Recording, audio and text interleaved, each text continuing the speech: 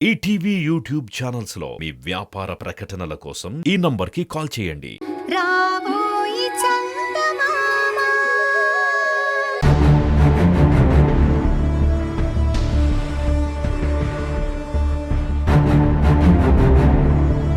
Good morning doctor. Good morning sir. ఆ పేషెంట్కి ఎలా ఉంది? మీరు వెంటనే హాస్పిటల్కి తీసుకురావడం చాలా మంచిదైంది, లేదంటే చాలా ప్రాబ్లం అయ్యేది.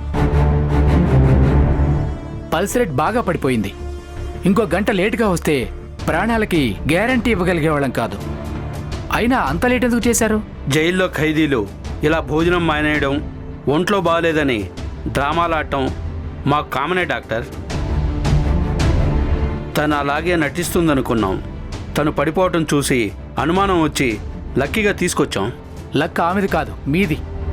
తనకేదైనా జరిగితే మీది రెస్పాన్సిబిలిటీ కదా. అదే కదా డాక్టర్ మా భయం. పేరుకి గవర్నమెంట్ జాబ్ హోల్డర్స్మే కానీ ప్రతి ఒక్క దానికి జవాబుదారీగా ఉండాలి. ఇప్పుడు తన కండిషన్ ఎలా ఉంది? బాగానే ఉంది. డిశ్చార్జ్ చేస్తారా? అప్పుడే కాదు, ఇంకో రోజైనా అబ్జర్వేషన్లో ఉండాలి. పేషెంట్ చూడొచ్చా? షూర్, వెళ్ళి చూడండి. Thank you doctor.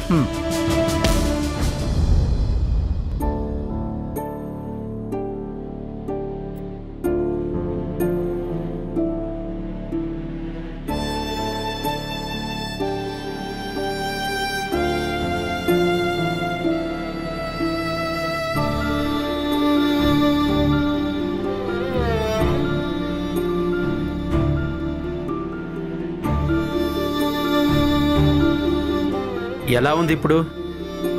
బాగానే ఉంది సార్. చూడు, ఇంకో రోజు ఉండాలని డాక్టర్ గారు చెప్పారు. నువ్వు అనవసరంగా ఇష్యూస్ చేయకుండా సైలెంట్గా ఉండు, అర్థమైందా? సార్, నేనెవరో మీకు తెలుసు. నన్ను ఇక్కడికి ఎవరు వచ్చేలా చేశారో నాకు తెలుసు. నాకు చిన్న పాప ఉంది సార్. అమ్మని చూడకుండా పాపం తను అన్నం కూడా తినలేదు సార్. కనీసం నా పాపని చూసే అవకాశమైనా నాకు ఇవ్వండి సార్. మీకు దండం పెడతాను సార్. మీరు ఎందుకు నన్ను ఇలా ఇబ్బంది పెడుతున్నారో నాకు తెలీదు, కానీ నాకు మాత్రం దయచేసి ఒక్క అవకాశం ఇవ్వండి. పాపం పసిపిల్ల సార్, నా బిడ్డ. ఆకలేసినా నిద్ర వచ్చినా ఏడవడం తప్ప నోరు తెరిచి ఇది కావాలి అని అడగలేదు సార్. ఇదే నాకు నచ్చింది. అనవసరమైన ఇష్యూస్ చేయొద్దని అన్నాను కదా, అవి ఇవే.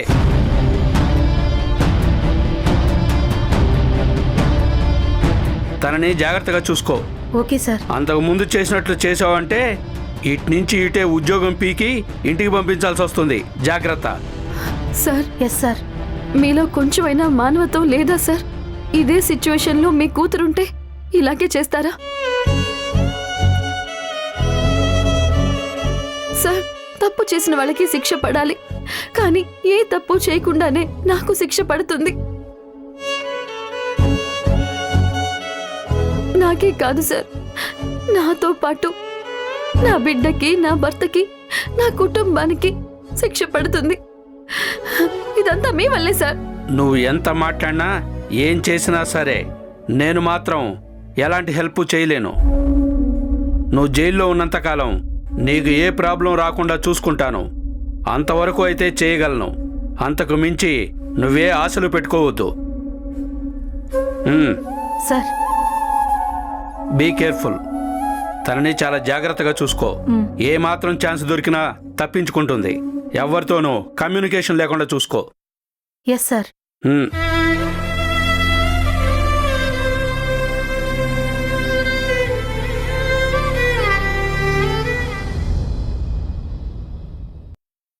అత్తయ్యా,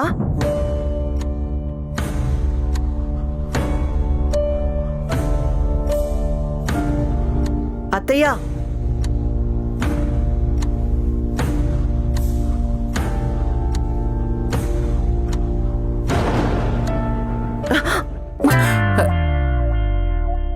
నువ్వా? ఎవరో అనుకున్నాను. నా పర్సనాలిటీకి ఈ ఇంట్లో ఉన్న ఎవ్వరి పర్సనాలిటీ అయినా సెట్ అవుతుందో చెప్పండి. మరి నన్ను ఎవరు అని ఎలా అనుకుంటారు? అవును, మీనాక్షి గారు మిమ్మల్ని ఇక్కడ ఉండటానికి వీల్లేదు అని లాక్కుపోయారంట కదా, మరి మళ్ళీ ఎలా వచ్చారు? నా సంగతి సరే నీరజా, నువ్వేంటే నేనెక్కడుంటే అక్కడే అని చెప్పి నువ్విక్కడే సెటిల్ అయ్యావు.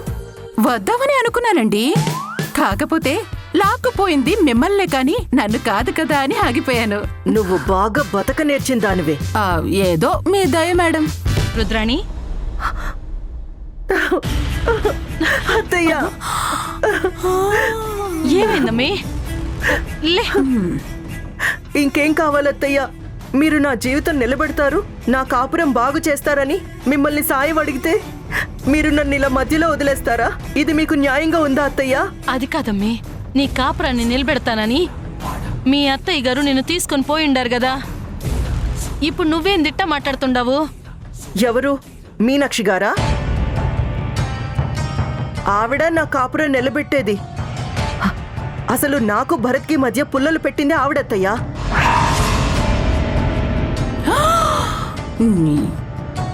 ఆవిడకి భరత్ నన్ను పెళ్లి చేసుకోవడం ఇష్టం లేదు, అందుకే మేము రిజిస్టర్ మ్యారేజ్ చేసుకున్నాం అత్తయ్యా.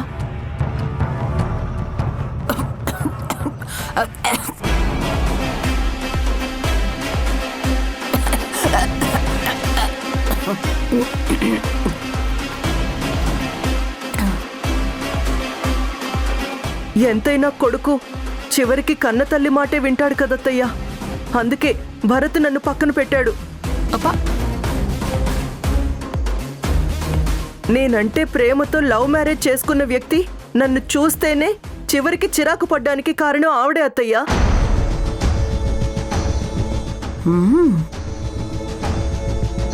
ఆవిడ జన్మలో మా కాపురం జరగనివ్వదు, ఏదో రకంగా అడ్డుపడుతూనే ఉంటుంది అత్తయ్య. అందుకే మిమ్మల్ని హెల్ప్ అడిగాను, కానీ చివరికి మీరు నన్ను ఆవిడకే వదిలేశారు. మీరు కూడా కాదంటే నేనేమైపోతానో నాకే తెలియదు అత్తయ్య.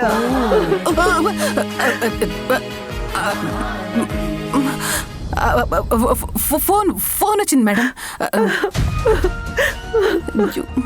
నాకు ఇదంతా తెలీదమ్మీ. అసలు భరత్ ఇట్టంటి పని చేస్తాడని అస్సలు అనుకోలేదు. అయినా ప్రేమించి పెళ్లి చేసుకున్నాడు, ఇట్ట ఎందుకు చేసినాడు? అదే కదత్తయ్య నా దురదృష్టం. నా బాధ ఎవరితో చెప్పుకోవాలి?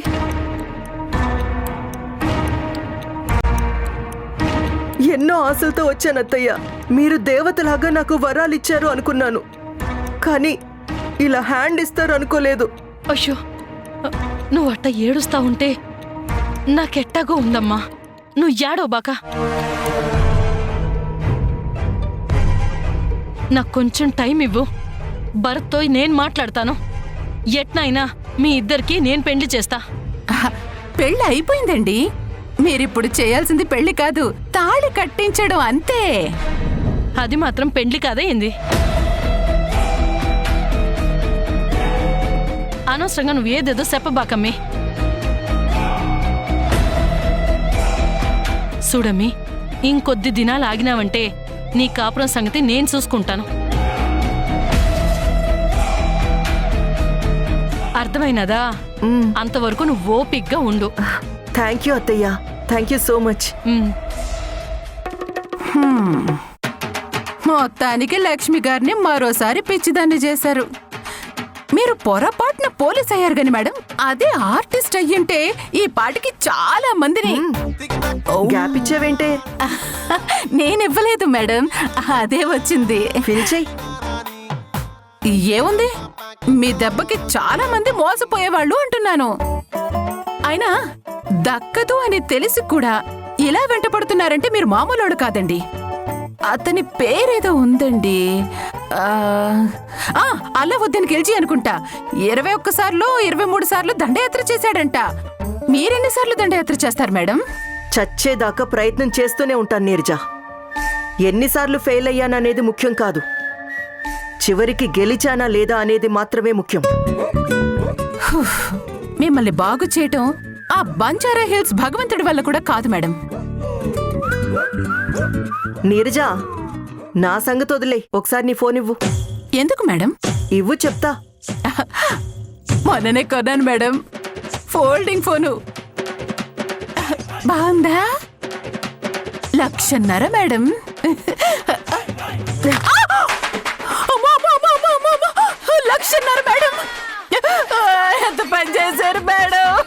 ఇప్పుడు పెట్టవే మహానటి. మహానటి అంట. మేడం, అత్తయ్య. అయ్యో మేడం, మాయా. పూసి తినకమ్మ ఎంత పని చేసింది. అమ్మో, నా ఫోన్ ఏమైపోయిందో. అయ్యో. భరత్, ఆ ఇంట్లో మెయిన్ కల్ప్రిట్ ఆ వీరభద్రం అని అర్థం అవుతోంది. అతనికే అన్ని విషయాలు తెలుసు. ఏదో రకంగా తన చుట్టూ ఉన్న శత్రువుల్ని తొలగించుకోవాలి అని చాలా పెద్ద పెద్ద ప్లాన్సే వేస్తున్నాడు. అది చాలా క్లియర్గా అర్థం అవుతోంది. నన్ను చంపమని చెప్పిన విషయం ఎవరికీ చెప్పొద్దని రాయుడికి చెప్పాడు. అంటే నా వల్ల మంచి జరుగుతుందని లక్ష్మి గారు నమ్ముతున్నారు. అలాగే తనకి నా వల్ల ప్రాబ్లం వస్తుందని ఎక్స్పెక్ట్ చేస్తున్నాడు. అసలు చంద్రిక గారి ఫోటోని ఆ లచ్చమ్మ గారికి ఇస్తే వీరభద్రం గారికి వచ్చిన నష్టం ఏంటో నాకు అర్థం కావట్లేదు బాబు. ఇందులో అర్థం కాకపోవడానికి ఏముంది రాయుడు? ఆ ఫోటో నువ్వు లక్ష్మి గారికి ఇస్తే ఆవిడికి చంద్రిక మీద అనుమానం వస్తుంది. అసలు ఎందుకు ఇంతమంది చంద్రిక విషయంలో ఇలా మాట్లాడుతున్నారని ఆలోచన వస్తుంది. పెళ్లిలో నేను గొడవ చేశాను. ఆ తర్వాత మా అమ్మ వచ్చి చంద్రికతో మాట్లాడింది. ఇప్పుడు చంద్రిక నా కోడలని తను మిస్ అయిందని కంప్లైంట్ ఇచ్చింది. ఇవన్నీ తెలిసాక ఆవిడ చంద్రికని అనుమానించడం స్టార్ట్ చేస్తుంది. అలా స్టార్ట్ చేస్తే ఆస్తి ట్రాన్స్ఫర్ ఆగుతుంది. అది బాబు, అన్నిటికీ అసలు కారణం ఆస్తే. ఆ ఆస్తి మొత్తం మా లచ్చమ్మ గారిది. అది వాళ్ళ తాతల నుంచి వచ్చింది. ఇప్పటికీ రూపాయి కావాలన్నా ఆ ఎమ్మె ఇవ్వాలా. ఆస్తి కోసమే ఆడ ఏదో జరుగుతుండది బాబు. ఆ విషయం మాకిప్పుడూ అర్థమైంది రాయుడు. కాకపోతే కౌశిక్ హత్యకి కారణాలేమిటి? హంతకులు ఎవరు అని తెలుసుకోవడం కోసమే భరత్, చంద్రిక ఇక్కడ ఉండిపోయారు. కానీ ఇప్పుడు చంద్రిక పారిపోవటం మిస్టరీ అయింది. అక్కడున్నది చంద్రిక కాదు అని మనకు అర్థమైపోయింది కదమ్మా. ఇప్పుడు మనం తెలుసుకోవాల్సింది చంద్రిక స్థానంలో ఉన్నది ఎవరు అని. అది తెలుసుకోవాలి అంటే ముందు మనం చంద్రికని పట్టుకోవాలి. మనం చాలా విషయాలు చంద్రిక ద్వారా కన్ఫర్మ్ చేసుకోవాలి.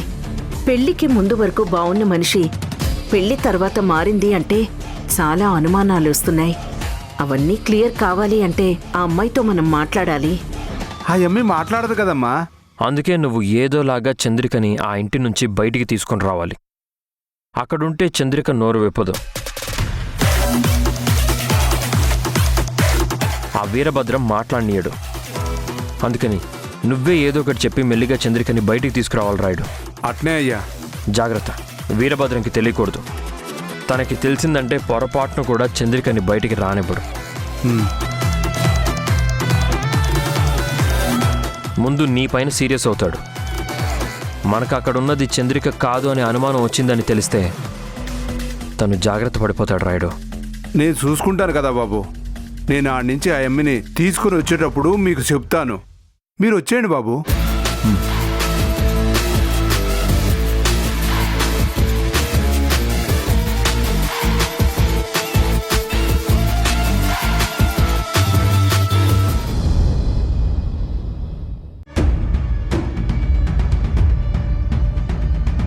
దండాలమ్మా. ఏంది రాయుడు ఇట్టా వచ్చుండవు? అమ్మా అది దుడ్లేమన్నా కావాలనా? ఇస్తా. ఎంత కావాలి? అమ్మా నాకు దుడ్లేం వద్దమ్మా. నేను వచ్చింది దుడ్ల కోసం కాదమ్మా. మరి ఏం కావాలి రాయుడు? నీ కూతురికి ఏమన్నా కావాలనా? అదేం వద్దమ్మా. మీరు కోడలమ్మా ఇద్దరూ ఓసారి మన ఊరి పోలేరమ్మ గుడికి రావాలమ్మా. పోలేరమ్మ గుడికా? ఎందుకురా? అదేనమ్మా, చిన్నయ్య మీద దిగులు పెట్టుకొని మీరు మంచం పట్టుండారు కదా. చిన్నయ్య గారు వచ్చుండాడు కానీ మన దురదృష్టం కొద్దీ చిన్నయ్యని ఎవరో పొట్టన పెట్టుకొని ఉండారు. ఇటు మీకోసం అటు కోడలమ్మ కోసం పోలేరమ్మ తల్లికి మొక్కుకున్నారమ్మా. ఆ తల్లి దయ వల్ల మీకు బాగైనది. ఆ అమ్మి జీవితం కూడా బాగైనది కదమ్మా.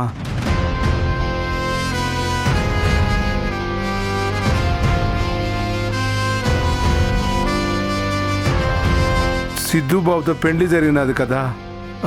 ఓ పాలి మిమ్మల్ని ఆ గుడికి తీసుకుపోయి మొక్కు చెల్లించాలని అనుకున్నానమ్మా.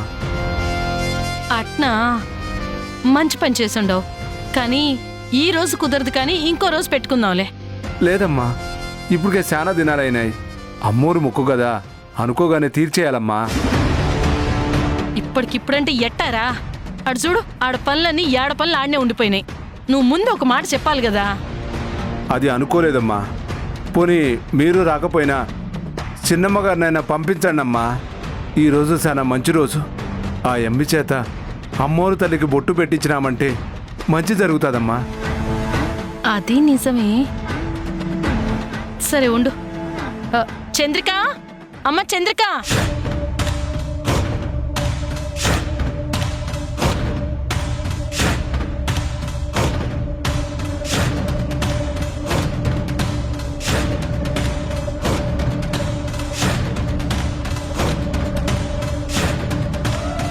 ఏంటత్తయ్య? అమ్మా, మన రాయుడు మన కోసం పోలేరమ్మ తల్లికి మొక్కినాడంట. అందుకే అడిగిపోయి అమ్మకి బొట్టు పెట్టి రావాలా. నాకేమో కుదరడం లేదు. నువ్వు పోయి ఆ మొక్కు తీర్చిరా అమ్మి. నేను ఒక్కదాన్ని వెళ్ళడం ఏంటి? మళ్ళీ ఏం ప్రాబ్లం వస్తుందో ఏంటో. ఇక్కడ ఎవరిని నమ్మాలో ఎవరిని నమ్మకూడదో ఏమీ అర్థం కావట్లేదు. ఏందమ్మి అట్ట ఆలోచిస్తా ఉండవు? పక్కన మన రాయుడు తోడుగా ఉంటాడు. దగ్గరుండి ఆ మొక్కు తీర్చుకునేలా చూసుకుంటాళ్లే. నువ్వు పోయిరా అమ్మి. మీరు లేకుండా నేను ఇలా వెళ్తానత్తయ్య. నాకు పనుండదమ్మి. పనోళ్ళందరికీ జీతాలు ఇయ్యాలా. ఈడు ముందే చెప్పుంటే ఆ పని పెట్టుకునేదాని కాదు కదా. సర్లే అత్తయ్య, పర్వాలేదులేండి. తర్వాత మీకు తీరిగ్గా ఉన్నప్పుడే వెళ్దాం. ఈ రోజు మంచి రోజని అయ్యూరు చెప్పుండారమ్మా. అత్తయ్య లేకుండా నేను రాలేను. ఏందమ్మా నువ్వు ఇట్ట భయపడిపోతావేంది? సర్లే, నేను కూడా వస్తాలే. పాపకి తినిపించిపోదాం. రాయుడు, అమ్మా నువ్వు పోయి బళ్ళు తీయించు. అట్నే అమ్మా.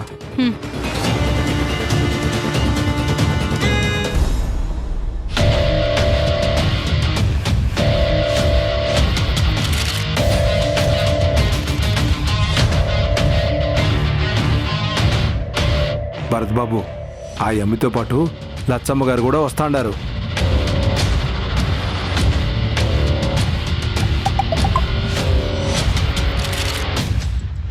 భరత్ బాబు, ఆ అమ్మితో పాటు లచ్చమ్మ గారు కూడా వస్తాండారు.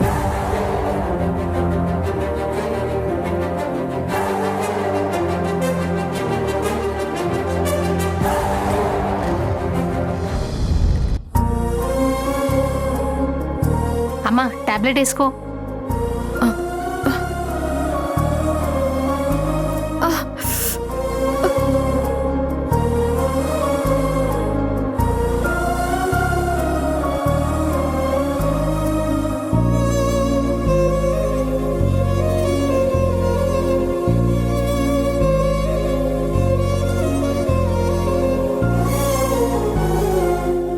సిస్టర్, ఏంటి? ఒక్క ఫోన్ చేసుకుంటాను. మీ ఫోన్ ఇస్తారా? కుదరదు. ప్లీజ్ సిస్టర్, ఒకే ఒక్క ఫోను. నేను చాలా కష్టాల్లో ఉన్నాను. నా భర్తకి నేను జైల్లో ఉన్న విషయం చెప్పాలి. కుదరదు అని చెప్తున్నాను కదా. నువ్వేమి నార్మల్ పేషెంట్వి కాదు. జైల్లో శిక్ష అనుభవిస్తున్న ఖైదీవి.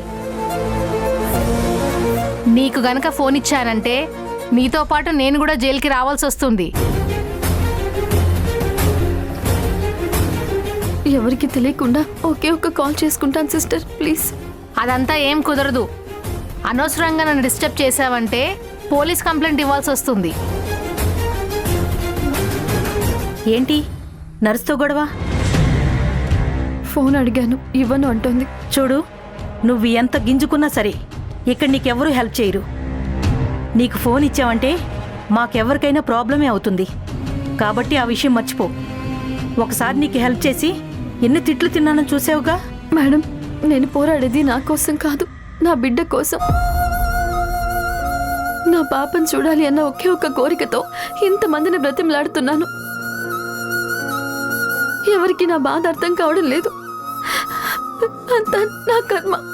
నువ్వు చాలా ప్రమాదంలో ఉన్నావు. నీ లైఫ్ మొత్తం జైల్లోనే ముగిసిపోయేలా ఉంది. నీకెవ్వరూ సాయం చేయరు. అందుకే నువ్వు పారిపో.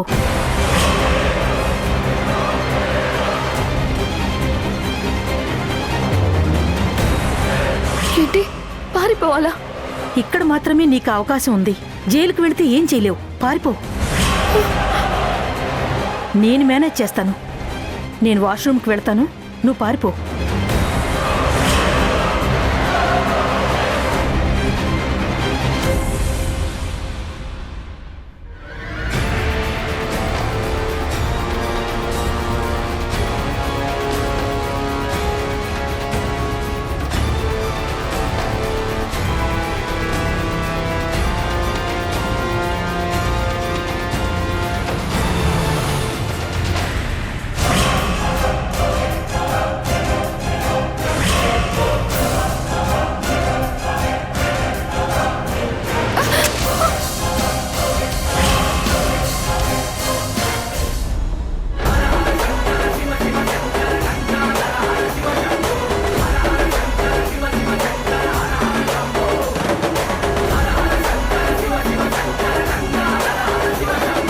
ఆ వీరభద్రం వాళ్ళు మూర్ఖులు.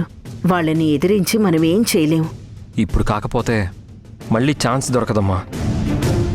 చంద్రిక ఎక్కడుందో తెలియకుండా మనం ఏ స్టెప్ తీసుకోలేం. కానీ ఏమాత్రం తేడా వచ్చినా మనం ఆ ఇంటి గుమ్మం కూడా ఎక్కే అవకాశం ఉండదు. కానీ ఇప్పుడు గనక ఆవిడ నిన్ను చూస్తే అప్పుడు చంద్రికని పాపని కాపాడుకునే ఛాన్స్ కూడా ఉండదురా.